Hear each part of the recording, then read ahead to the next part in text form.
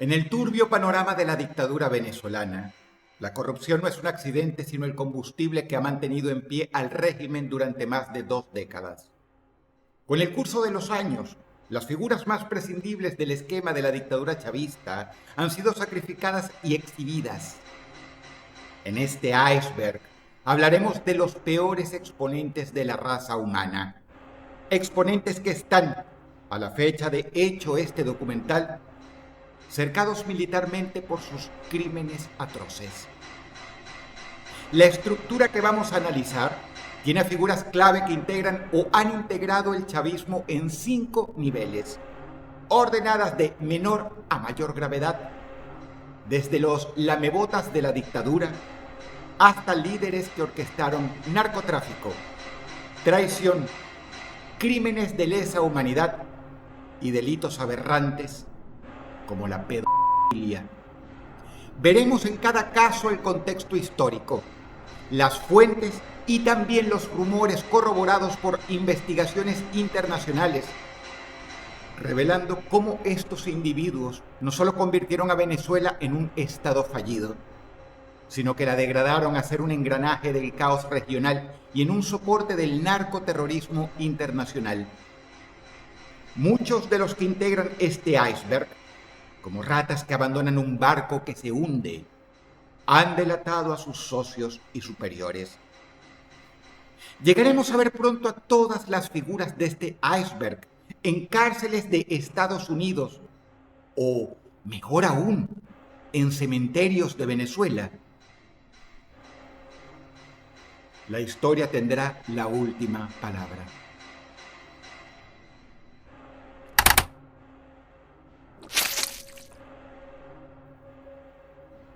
Hugo Cabezas escaló en el chavismo como un burócrata leal, un perro lamebotas de los jerarcas a quien le regalaron la gobernación de Trujillo en los años del auge petrolero.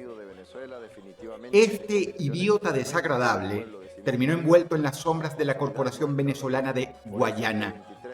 Su implicación en tramas de corrupción surgió de contratos inflados con la empresa Cartones de Venezuela, donde Cabezas desvió fondos estatales destinados a infraestructura, dejando pueblos andinos sin recursos, mientras él, cuan cerdo ambicioso, robaba a 2 manos el dinero de los impuestos de la gente andina. Rumores persistentes lo ligan a una red de fraudes masivos con vínculos a figuras como Tarek al-Aizami, sugiriendo que su detención en 2017 fue un ajuste de cuentas interno para tapar robos mayores del alto mando chavista. En un estado donde la corrupción es endémica, Cabezas representa la capa superficial, un insecto alcahuete.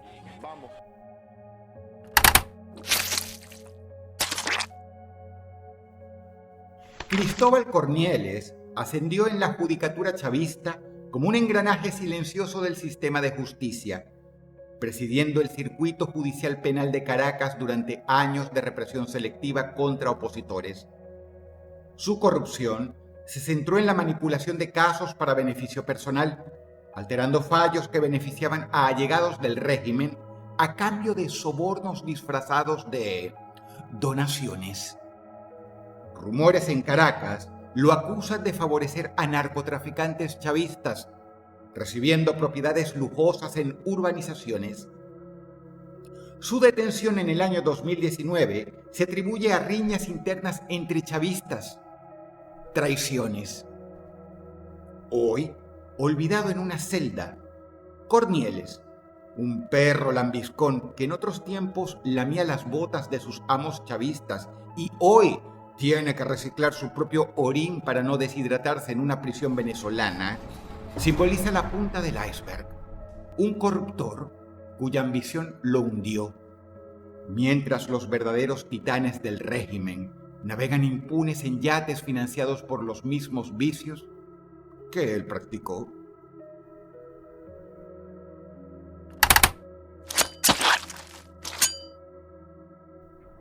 José Massimino Márquez ocupó un puesto clave en la Sala de Control de Delitos de Terrorismo, un tribunal diseñado para etiquetar posts de internet de opositores al régimen como terrorismo.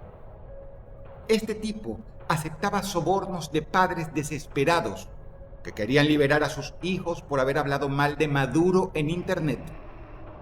Quienes no le pagaban eran marcados como terroristas para ser torturados y desaparecidos en centros de detención, algunos incluso clandestinos. Se le acusa de haber acumulado una fortuna en criptomonedas mediante extorsiones. A los familiares de sus víctimas les pedía dinero para que a los detenidos no se los violara, torturara o matara en los centros de detención. Márquez pagaba a elementos del infame Tren de Aragua dentro del sistema penitenciario para que asesinara atrozmente a la gente cuya familia no le querían pagar los sobornos.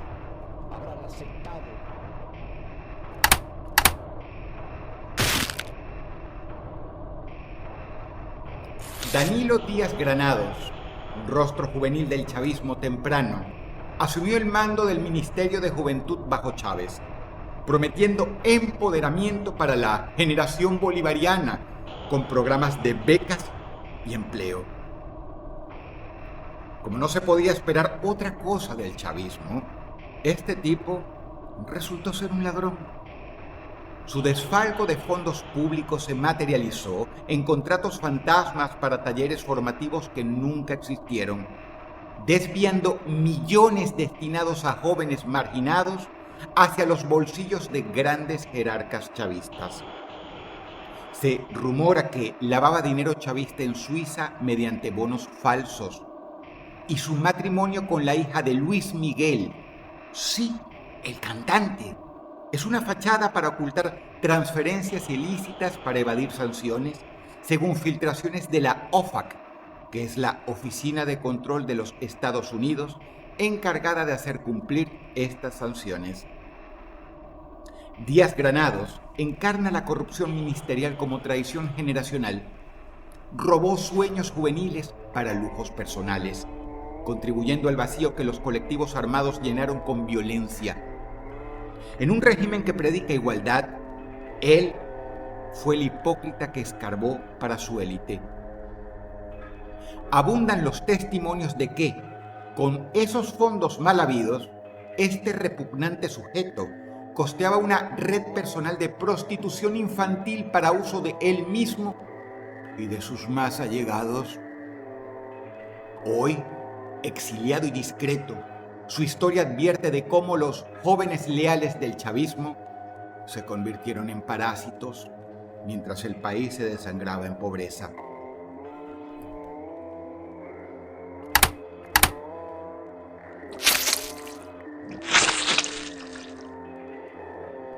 He aquí uno de los responsables de los apagones, Luis Carlos de León, chupamedias gris en la jerarquía de la empresa Electricidad de Caracas, quien manejaba contratos energéticos clave, posicionándose como guardián de la red eléctrica nacional.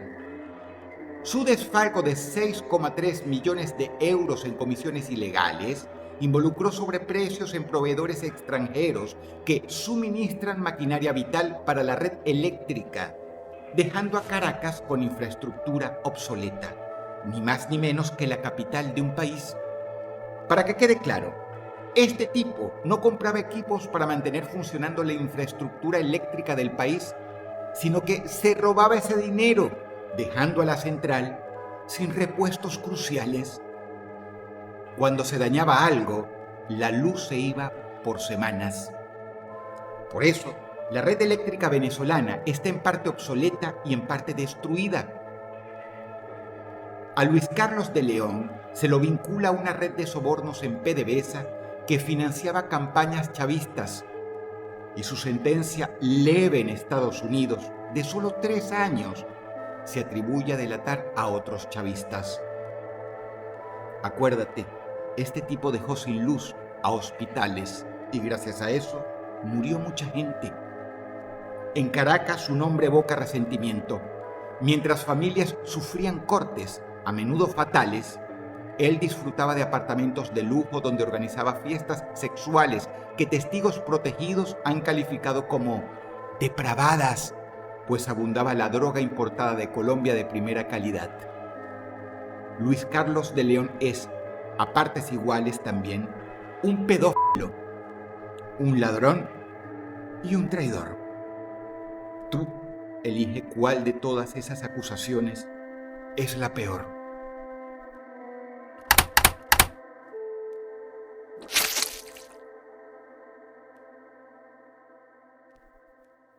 Álvaro Ledo Nas, director de proyectos en PDVSA, manejaba licitaciones multimillonarias para pozos en la faja del Orinoco. Su participación en el desfalco del caso Money Flight involucró transferencias de $100 millones a cuentas en Antigua, sí, un paraíso fiscal, disfrazadas como inversiones legítimas. Circulan historias de que este tipo usó sobornos para comprar propiedades en Miami gracias a sus nexos con cárteles narcoterroristas que lavaban ganancias petroleras en bienes raíces en el estado de la Florida.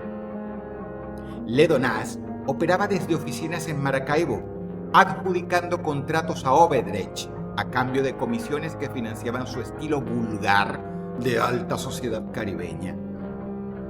Según la justicia portuguesa, su trama formó parte de un esquema que evaporó $2.000 millones de PDVSA, contribuyendo a la quiebra de la empresa estatal en el año 2017. Para que quede claro una vez más, este malviviente robó $2.000 millones, contribuyó al quiebre de una de las empresas petroleras más grandes del mundo y se dio la vida de un rey a costa de perjudicar a cientos de miles de personas, trabajadores de PDVSA incluidos. Ledo Nas fue sentenciado a 10 años de prisión.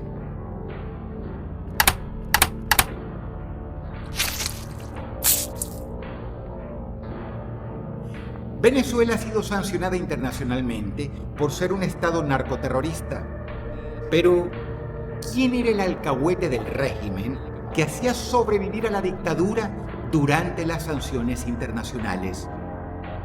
Te presento a Pedro Maldonado, asesor sombra de Tarek El Aissami en los ministerios de energía.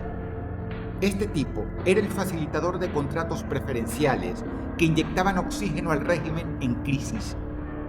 Pero lo gracioso es que, aun cuando los chavistas escudriñaban planes de emergencia para inyectar dinero y salvar a su propio gobierno, aún así robaron dinero de su propio salvavidas.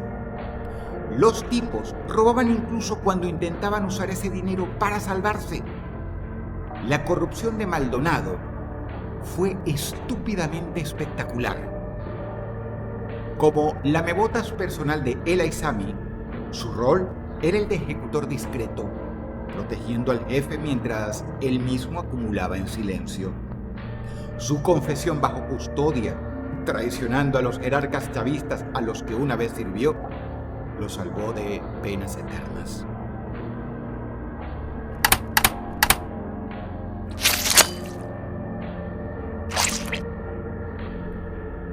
José Ramírez fue una pieza clave durante el intento desesperado del régimen por evadir sanciones con cripto. Al final, su corrupción en la emisión y venta ilegal de criptomonedas estatales no benefició a la dictadura. Pero, ¿por qué fracasó el plan chavista de las cripto? ¿Acaso fue un mal plan? No, el plan fue de hecho exitoso, pero fracasó porque este tipo traicionó a Maduro y se robó gran parte del capital que iba a dar oxígeno al régimen. ¿Lo tenemos que odiar o darle las gracias? Es complicado. José Luis Ramírez desvió fondos para campañas y lujos propios. Se comenta que organizaba fiestas sexuales y orgías con participación de menores de edad. Vendía criptos a narcotraficantes para financiar al régimen y huyó a Estados Unidos con maletas de efectivo antes de su captura en el año 2023, según alertas de Interpol. Este malviviente vivió en Dubái navegando en yates de lujo, mientras miles de venezolanos perdían ahorros en la quiebra cripto. Capturado finalmente en Estados Unidos, como todas las figuras del régimen, este tipo traicionó a todos sus amigos y socios con tal de reducir las consecuencias de toda su carrera criminal. Hoy paga por ladrón, pero lamentablemente no por pedófilo, cosa que también es.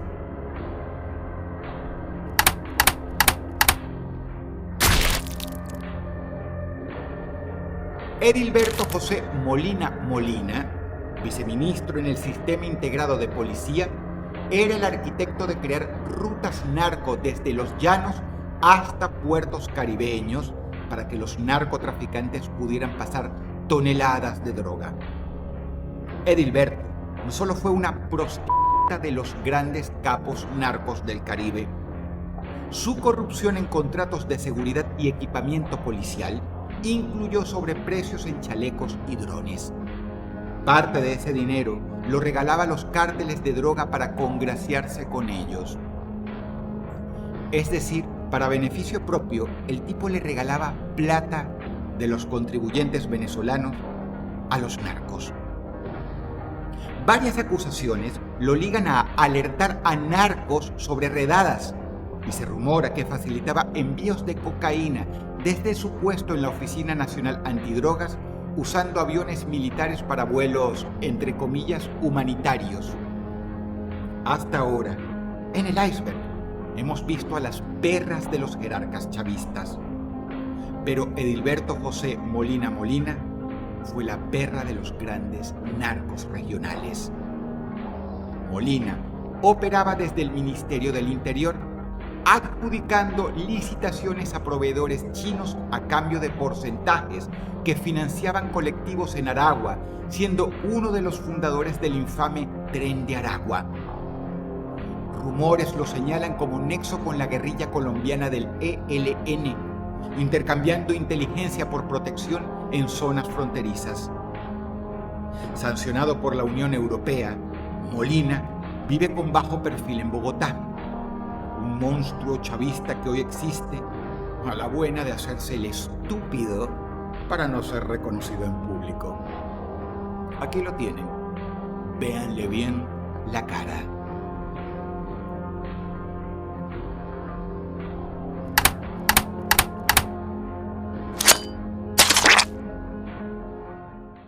Martín Olivares, funcionario del SEBIN durante la era de las torturas sistemáticas, usaba su cargo en inteligencia para orquestar operaciones encubiertas que mezclaban espionaje con lucro ilícito.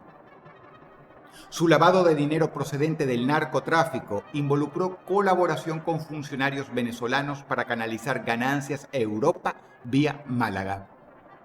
Es conocido como el narco del SEBIN y compró apartamentos en Barcelona literalmente con cocaína. Se sospecha de su rol en asesinatos de testigos que amenazaban exponer la trama, algunos de los cuales aparecieron descuartizados. Desde las oficinas del Helicoide, el centro de tortura más grande de Occidente, Olivares filtraba datos a cárteles a cambio de sobornos, facilitando cargamentos que salían de Venezuela disfrazados de ayuda humanitaria. Investigaciones españolas lo vinculan a 50 millones lavados en inmobiliarias catalanas, parte de su esquema que financió la represión post-2017. Se dice que su caída en el año 2018 fue por delaciones internas porque, como todos sabemos, entre ratas se matan.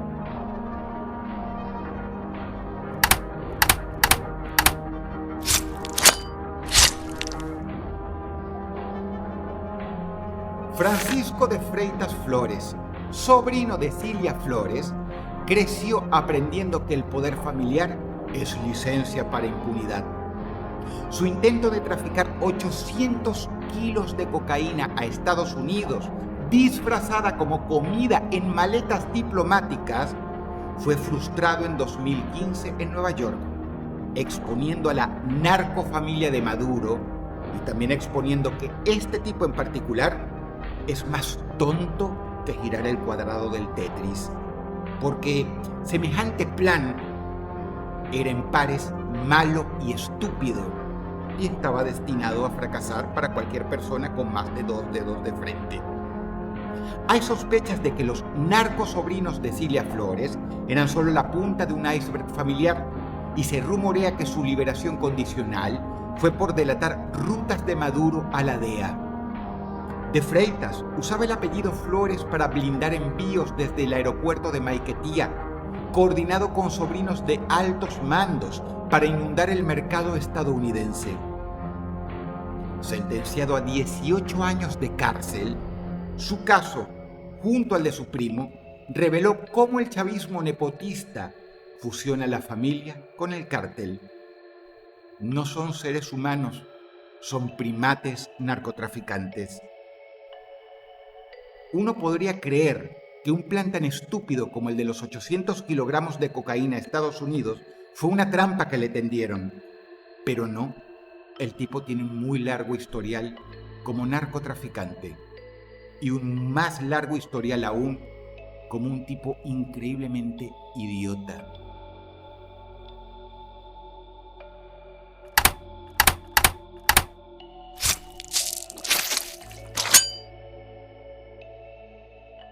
Antonio Campos Flores, primo de Francisco y sobrino de Cilia Flores, compartía el mismo pedestal de privilegio chavista, usando el linaje para audaces aventuras criminales. Su intento de narcotráfico masivo a Estados Unidos, similar al de su familiar, involucró 800 kilos de cocaína en envíos diplomáticos. Es decir, el tipo aprovechaba los envíos diplomáticos de Venezuela para traficar droga y meter algo de plata a sus propios bolsillos. Este imbécil destruyó por completo la poca reputación que le quedaba a Venezuela por su ambición personal y estúpida. Este tonto útil, eslabón débil en su propia familia, fue capturado en 2015 y sentenciado a 18 años de prisión en Nueva York. Rumores lo vinculan a minería ilegal en el arco minero con el cártel de los Soles, usando el ciclismo como fachada para lavado de ganancias sucias. Se dice que hoy se pudre en la cárcel porque su familia ya no lo llama ni se acuerda de él. De hecho, en Venezuela, los propios chavistas se robaron todo el dinero de Antonio Campos Flores. Así son ellos.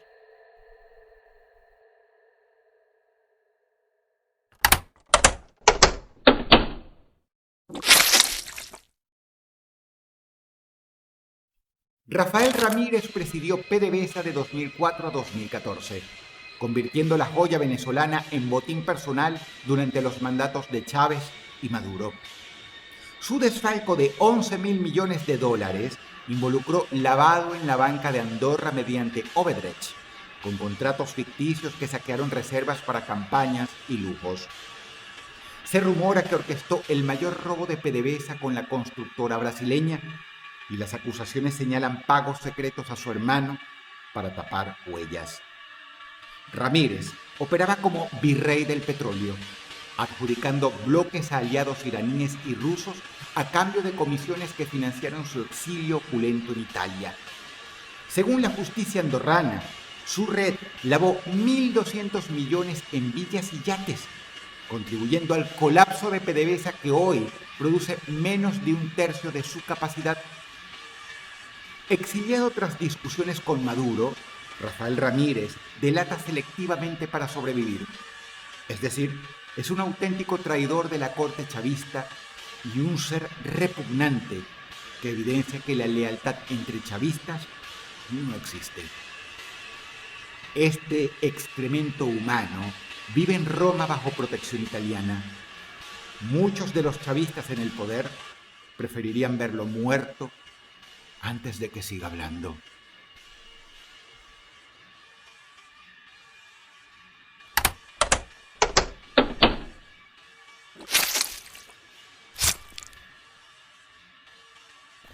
Diosdado Cabello, eterno guardián del Partido Socialista Unido de Venezuela y ministro del Interior, es el cerebro militar del chavismo, ascendiendo desde golpista fracasado en el año 1992 a señor de la represión en la actualidad, la cual ha ejercido incluso de manera personal, cosa de la cual se siente orgulloso.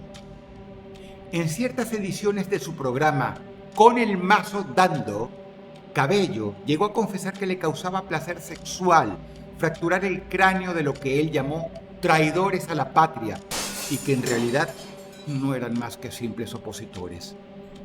Su conspiración narcoterrorista para importar cocaína y socavar a los Estados Unidos lo corona como uno de los capos en el cártel de los Soles, con acusaciones de traficar toneladas vía puertos controlados.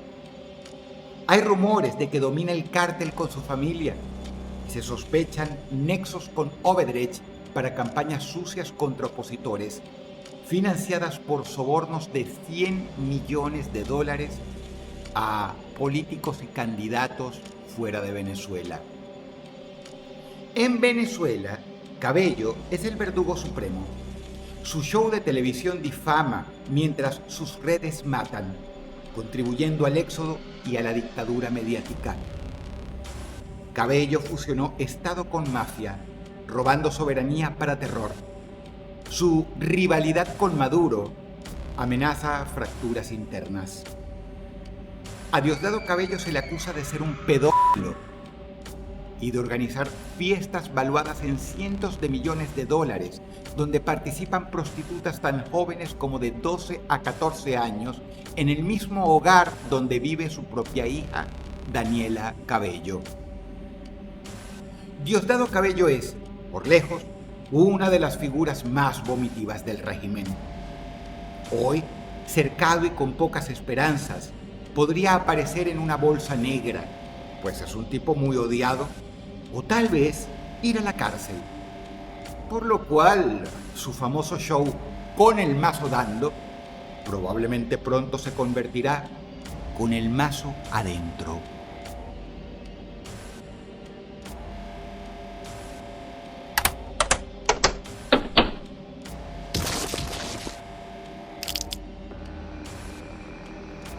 Tarek El Aissami, vice de Economía y exgobernador del estado de Aragua, es el alquimista del caos financiero chavista, convirtiendo divisas en fortunas narco.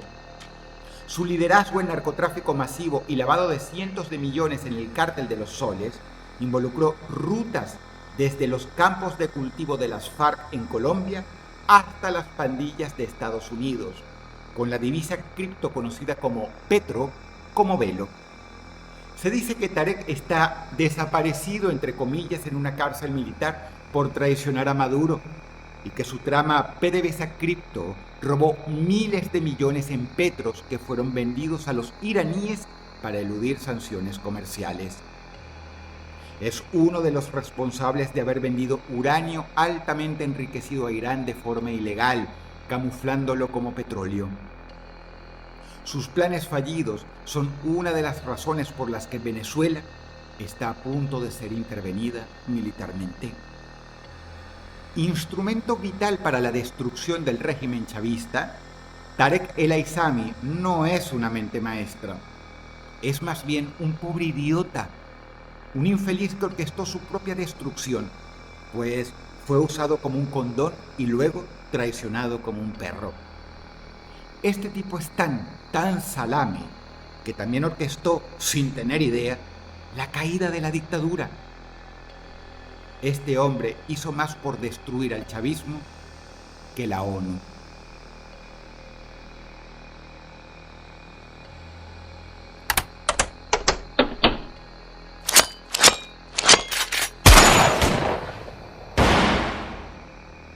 Nicolás Maduro, chofer de Chávez, elevado a hijo eterno, preside el narcoestado más ruin y detestable de América, dirigiendo una conspiración narcoterrorista para traficar cocaína y financiar terrorismo con las ganancias. Acusado por los Estados Unidos de inundar sus calles con toneladas de droga vía el cártel de los Soles, lava miles de millones en criptomonedas y oro. Se afirma que le ha estado haciendo llegar fortunas a sus famosos narcosobrinos a cambio de silencio. Pero la lealtad no es algo común en el régimen, ni siquiera entre familiares. Las ratas no respetan ni a su propia familia. Nicolás Maduro orquesta todas las maniobras criminales de la dictadura desde su guarida en Miraflores, usando a las Fuerzas Armadas para vuelos narco y para ejercer una represión que mató a más de 8.000 personas nada más en materia de protestas. Su reciente fraude electoral y el éxodo de 8 millones de venezolanos son solo algunos de sus frutos podridos en un régimen que lleva robados 300.000 millones de dólares de acuerdo a la fuente Inside Crime. Estados Unidos ofrece por él millones de dólares de recompensa y en este momento estrecha el cerco en torno a Venezuela con el objetivo declarado de capturarlo. Impune aún, Maduro es el coloso del abismo. Su historia, el Requiem de Venezuela, clamando intervención para romper el hielo eterno. Él es el fondo del iceberg, lo más oscuro, lo más podrido, lo más hundido. Y en este momento se encuentra rodeado por tropas que tienen órdenes de capturarlo. Muchos creen que está intentando negociar su salida, pero a Donald Trump, al parecer, se le terminó la paciencia con este despreciable sujeto que no solo le inunda el país de drogas, sino que, con las ganancias, ha armado enemigos acérrimos de Estados Unidos, como por ejemplo Irán. ¿Quieres saber lo peor? Muchas fuentes indican que Nicolás Maduro ni siquiera nació en Venezuela, sino en Colombia. Esto es lo que trajo el famoso socialismo del siglo XXI. Gente de otros países, estén advertidos y advertidas. Quizá al momento que veas este video, este sujeto ya haya sido capturado o muerto. Si es así, con inmensa alegría simplemente escribe sí, ya fue capturado o sí, ya está muerto. Hazlo en los comentarios y celebra por nosotros los venezolanos y por la hundida y malherida Venezuela. Te ha hablado Dross y te deseo buenas noches.